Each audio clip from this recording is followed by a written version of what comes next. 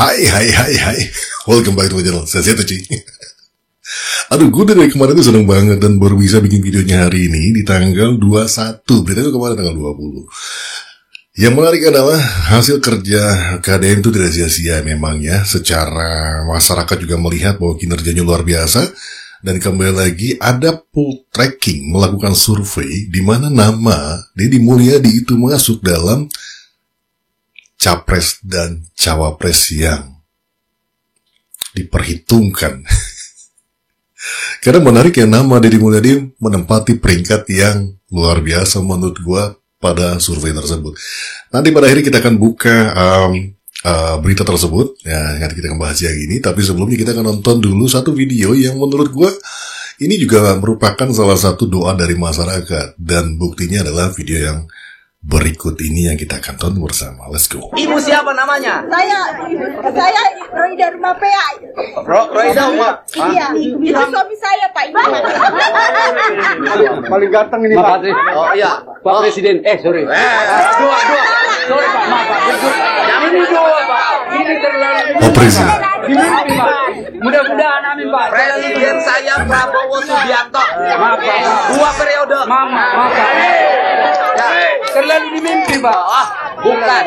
Aku tahu orang sana suka berpolitik. Visioner.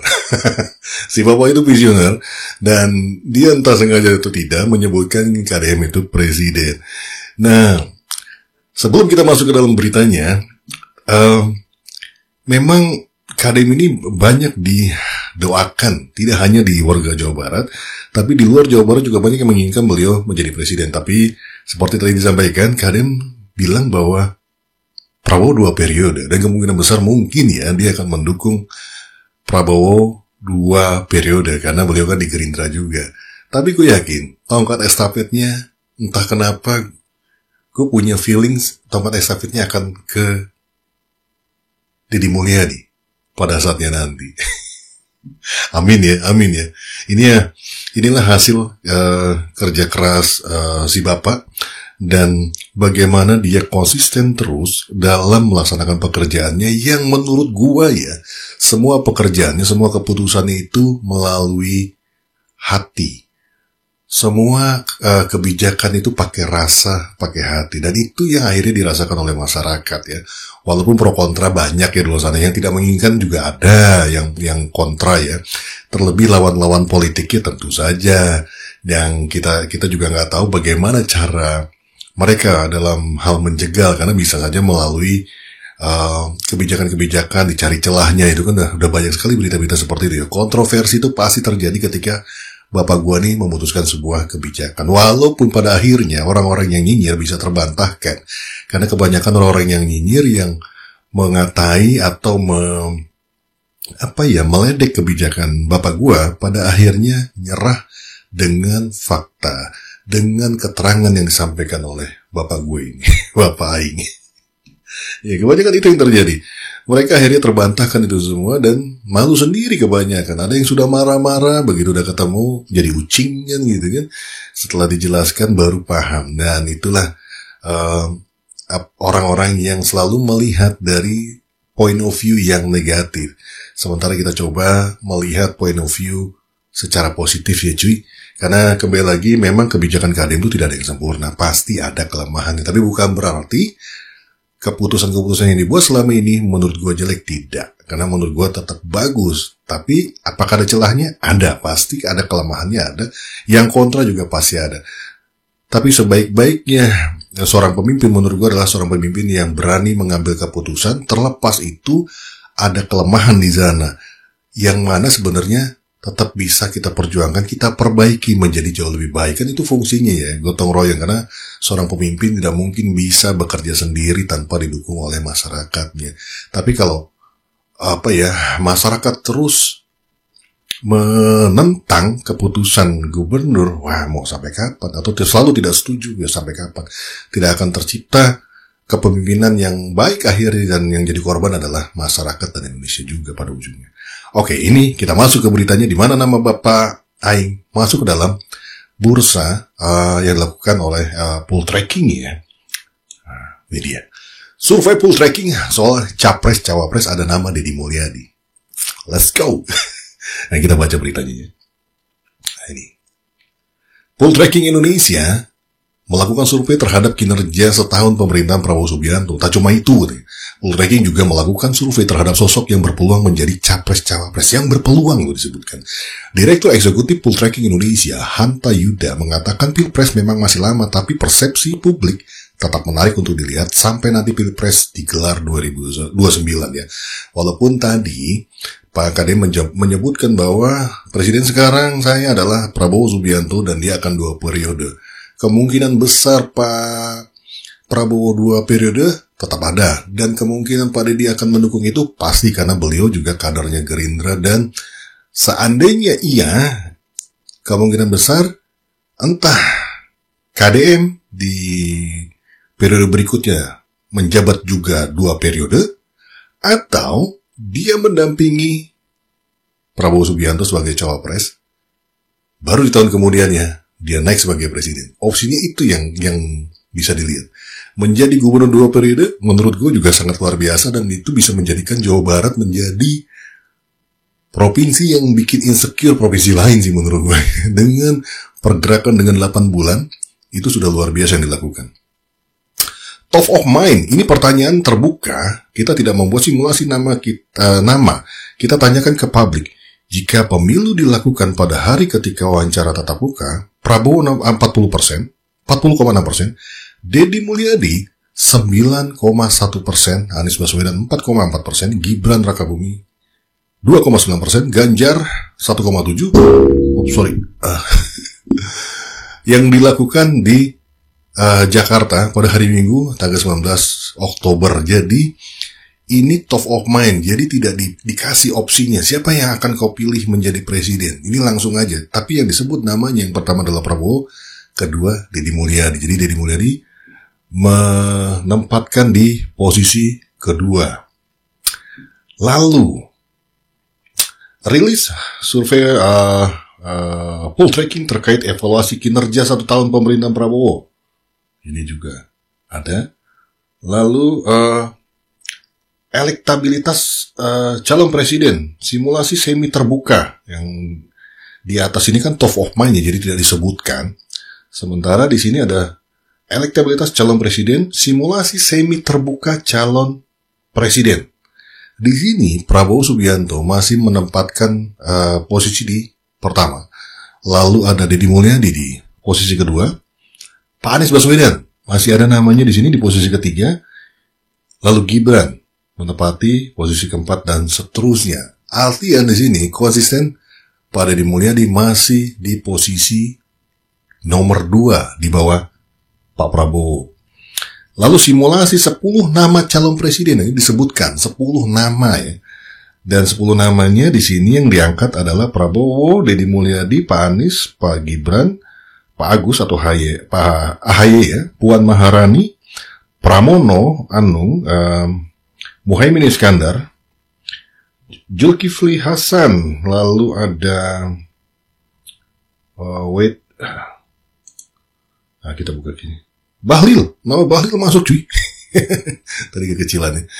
Bahlil masuk di sini dan tidak tahu ini 18,5%. Jadi luar biasa yang di sini. Prabowo nomor 1, nomor 2 juga Deddy Mulyadi. Ini semi terbuka ya. Jadi menarik bahwa nama Deddy Mulyadi ini selalu konsisten menempati di posisi nomor 2 ya. Bila survei dilakukan dengan pertanyaan semi terbuka, 3 posisi teratas juga tidak mengalami perubahan. Jadi masih ada Pak Prabowo, Pak Deddy Mulyadi dan Pak Anies Baswedan. Pak Prabowo 48,5%, Deddy Mulyadi 15,7%, sementara Pak Anies Baswedan masih 6,3% menguntit di belakang ya. Kemudian bila pertanyaan diajukan terhadap 10 besar, hasilnya akan berbeda. Prabowo 49,1%, Deddy Mulyadi itu 17,1%, Anies Baswedan 6,9%. Jadi mengalami kenaikan ya, semuanya mengalami kenaikan nih. Jadi kalau yang pertama semi terbatas itu Pak Prabowo cuma 48, sini naik 1%, 49, begitupun Pak Deddy Mulyadi dari 15%, naiknya 2% nih, 17,1%. Lalu Pak Anies naik cuma 0, sekian nih, 0,4% ya naiknya. Di sisi lain untuk jajaran cawapres ya, survei top of mind, ya, jadi tidak disebutkan lagi nih, ini survei tidak disebutkan siapa yang sekiranya pantas atau siapa yang akan kau calonkan menjadi cawapres nih. Dan ini menariknya untuk survei top of mind, Gibran masih menempati posisi pertama. Deddy Mulyadi, sekali lagi, Bapak ini di nomor 2. Jadi muncul, ini belum munculnya gue udah senang banget sih sebenarnya. Lalu ada Pak AHY, Pak Mahfud dan lain sebagainya. Ini top of mind ya, yang muncul di pikiran masyarakat yang disurvei. Jadi tanpa menyebutkan nama. Lalu di sini yang semi terbuka dari calon wakil presiden, Pak Gibran masih 37,0%, Deddy Mulyadi 13,6%. Pak Agus Harimurti 6,1%. Dan ini banyak banget ya yang muncul di sini nama-namanya. Untuk yang 10 besar, misalkan ini poll tracking kan menaruh nama ya, ada 10. Siapa yang kira-kira pantas untuk dipilih dari 10? Untuk posisi pertama itu Pak Gibran itu 39,8. 39,8%. Wait guys, sebentar, coba gua. Oh ini sorry.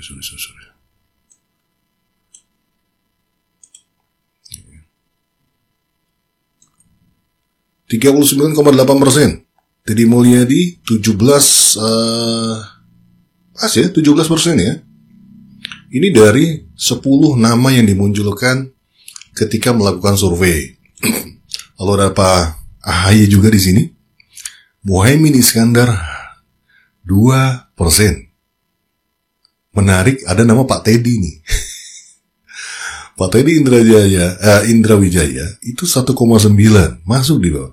Mengalahkan Erick Thohir, bahkan Ibu Khofifah Indar yang gubernur Jatim ya, Parawansa ya, Khofifah Indar Parawansa. Lalu Pak Ibu Puan, Zulkifli Hasan dan Pramono Anung. Jadi untuk baik itu presiden maupun cawapres ya, capres maupun cawapres, luar biasanya Pak Deddy Mulyadi sebagai gubernur ya, untuk level gubernur dia menempati posisi tertinggi yang masuk dalam simulasi calon capres dan cawapres yang pantas ya, kalau memang mereka akan bertanding nanti di pemilihan. Survei poll tracking ini dilakukan dengan metode multi-stage random sampling terhadap 1.220 responden di seluruh Indonesia ya. Jadi ada 1.220 responden yang melakukan survei ini, yang disurvei ini. Margin of error-nya sekitar 2,9% dengan tingkat kepercayaan 95%. Responden merupakan warga berusia di atas 17 tahun, jadi yang sudah memiliki hak pilih ya, yang paling tidak dewasa dan bisa berpikir dan bisa melakukan analisa kira-kira siapa ya yang akan gua pilih ya, gitu kan.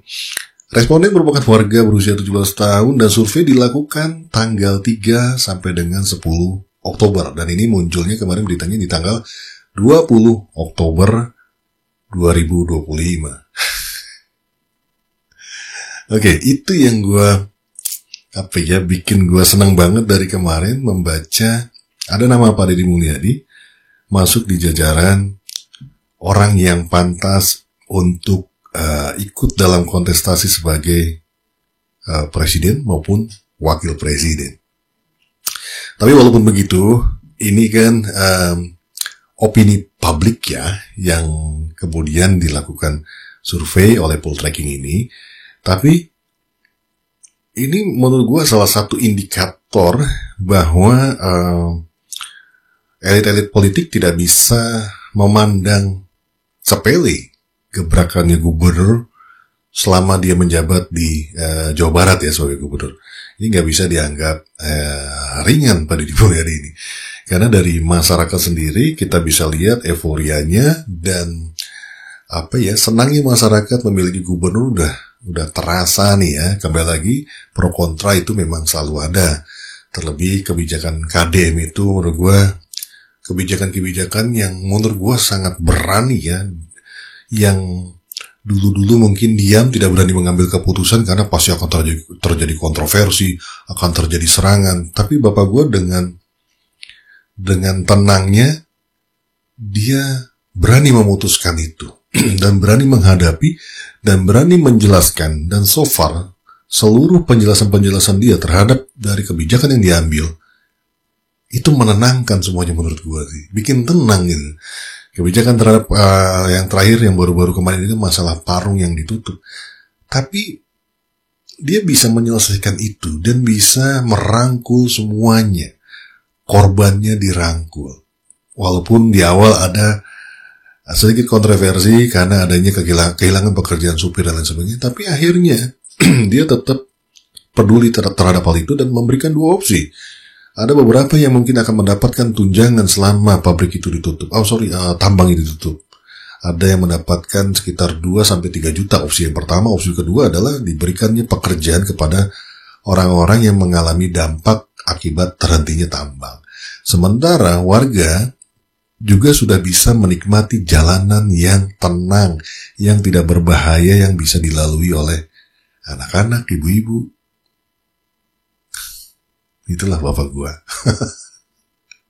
Dan memang warga Jawa Barat harus benar-benar sekali lagi pelajari karakter pemimpin kita ini yang kadang-kadang suka membuat kebijakan ala tahu bulat yang tiba-tiba, yang mengagetkan, yang gua sendiri kadang khawatir, waduh, ini gimana nih? Wah, gede nih. Ternyata dengan tenangnya berita itu bisa diredam dengan jawaban-jawaban yang diberikan oleh KDM, dengan langkah-langkah berikutnya yang diambil KDM.